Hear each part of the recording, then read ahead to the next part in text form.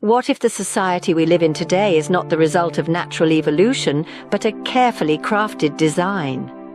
Sounds like a plot from a dystopian novel, doesn't it?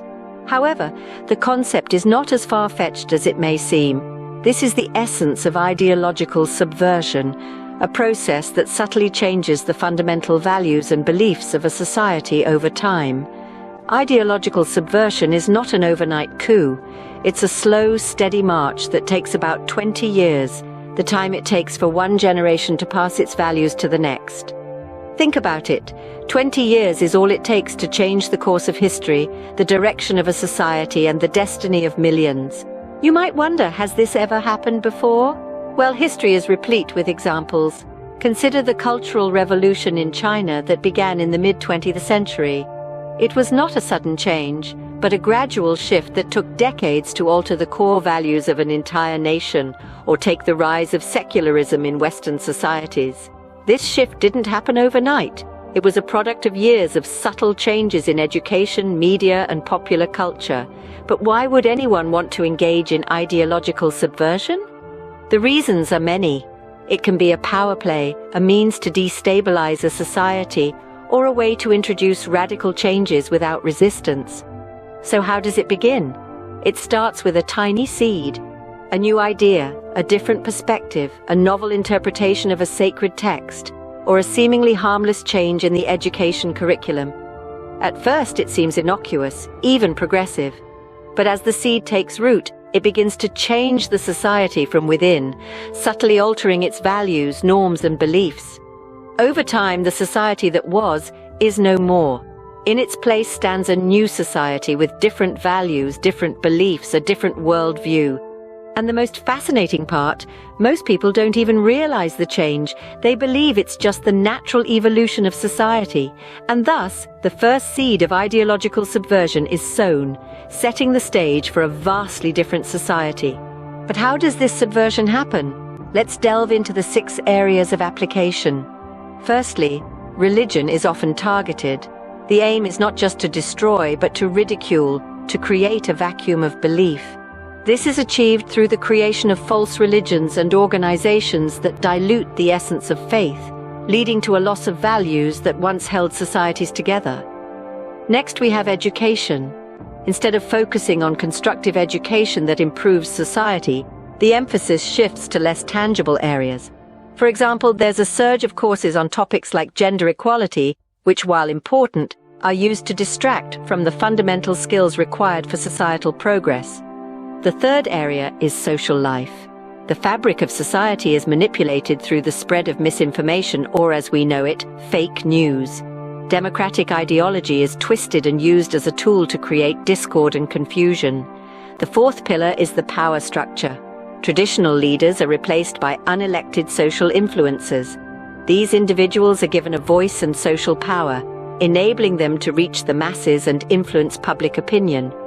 Fifthly, there's an attack on labor relations.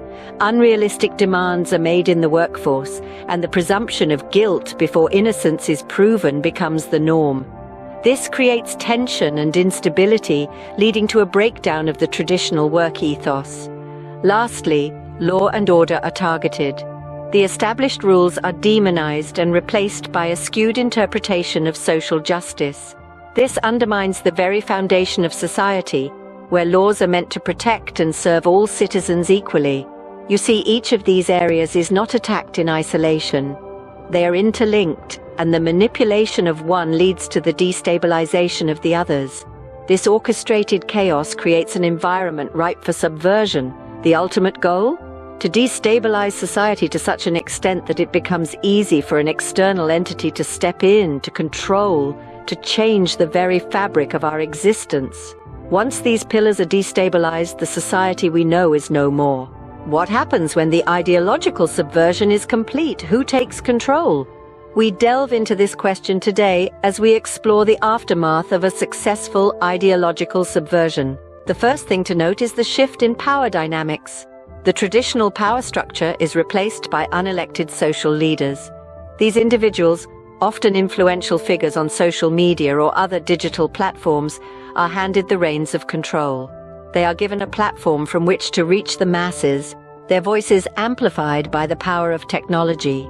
This is not a simple transition of power, but a complete upheaval of the established system. Now you may question, how can such a transition occur without resistance? The answer lies in the subtlety of the subversion process. The erosion of societal norms and values is gradual, almost imperceptible. Over time, the public's trust in traditional institutions wanes, creating a vacuum that these unelected leaders are more than eager to fill. Take, for instance, the case of a hypothetical country where a charismatic social media influencer gains significant political influence. This individual, with no formal political training or experience, leverages their online popularity to shape public opinion and policy. As traditional institutions falter, the influencer's voice becomes the dominant narrative, steering the course of the nation. In the aftermath of a successful subversion, the prospect of military control also looms large. With law and order demonized and replaced by social justice, the military may be the only institution capable of maintaining order. We see this in countries where the destabilization of society leads to the military stepping in, often under the guise of restoring stability and order. But such control can come at a heavy price. Military regimes are often characterized by autocracy and limited freedoms, a stark contrast to the democratic ideals that many societies hold dear. And there we have it, a society under new control, a result of ideological subversion. As we move forward, it's crucial to recognize these shifts in power dynamics not as isolated incidents, but as part of a larger pattern of ideological subversion. This awareness is the first step towards safeguarding our societies and restoring balance. In this new world order, where does technology, specifically AI and robotics, fit in? Artificial intelligence and robotics, the two key components of our technological advancement, are not just tools serving our needs. They are becoming an integral part of our societies, influencing our decisions and shaping our future. As we delve into a society undergoing ideological subversion, these technologies are set to play a pivotal role. In a world where information is power, AI has the potential to become the ultimate arbitrator. Through its ability to process vast amounts of data at lightning speed, AI can shape our perception of reality. It can dictate what news we see, what products we buy, and even influence our political views. It can subtly guide our actions, nudging us towards a predetermined path, and we might not even realize it. Robots, on the other hand, are becoming more and more autonomous. They are no longer confined to factories and assembly lines. They are finding their way into our homes, our offices, and our streets. They can perform tasks with precision and efficiency that far surpasses human capabilities. And as they become more sophisticated, they can potentially take over roles that were once exclusively human. Imagine a society where AI controls the flow of information and robots handle the majority of tasks. It could lead to unprecedented efficiency and productivity. But at what cost? When machines take over our jobs and AI shapes our thoughts, what becomes of human agency? What happens to our freedom to think, to choose, to disagree? This is not a dystopian future out of a science fiction novel. This is a possible reality that we might have to face sooner than we think. As we witness the growing influence of AI and robotics, we must question the ethics and implications of these technologies. We must ensure that as these technologies evolve, they do so in a manner that benefits humanity, and not at its expense.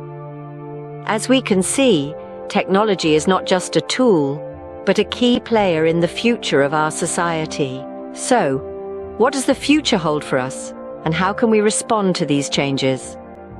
Imagine a world where ideological subversion has taken hold, where societal structures have been altered, and our once familiar world now seems somewhat alien. This could be our future, or it could be a mere possibility amongst a myriad of potential realities. The choice, believe it or not, is in our hands. To slow down this process, we must first understand that our society is underpinned by a complex web of relationships and ideologies that are constantly evolving. The key is to recognize when these changes are beneficial and when they are being manipulated for nefarious purposes. Remember, subversion is not an overnight process. It takes 2 decades to change an entire generation. This gives us time to act, to educate ourselves and others, to question and challenge the changes we see unfolding around us.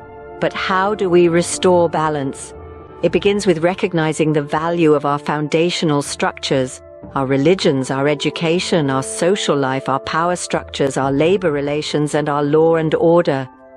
These are not outdated concepts to be discarded, but pillars of society that need to be preserved and adapted for the future. In the face of advancing AI and robotics, we must not fear, but adapt and evolve. We must make sure that these technologies are used to enhance our society, not to control it. We must ensure that our laws, our education, and our social structures are equipped to handle these changes. And finally, we must remember the power of unity. The future is not shaped by a select few, but by the collective actions of the many. By standing together, by voicing our concerns, by demanding transparency and accountability, we can ensure that our future is not one of subversion, but one of progress and prosperity. Remember, the future is not set in stone, it is ours to shape. Let's be aware, be vigilant, and most importantly, let's be prepared.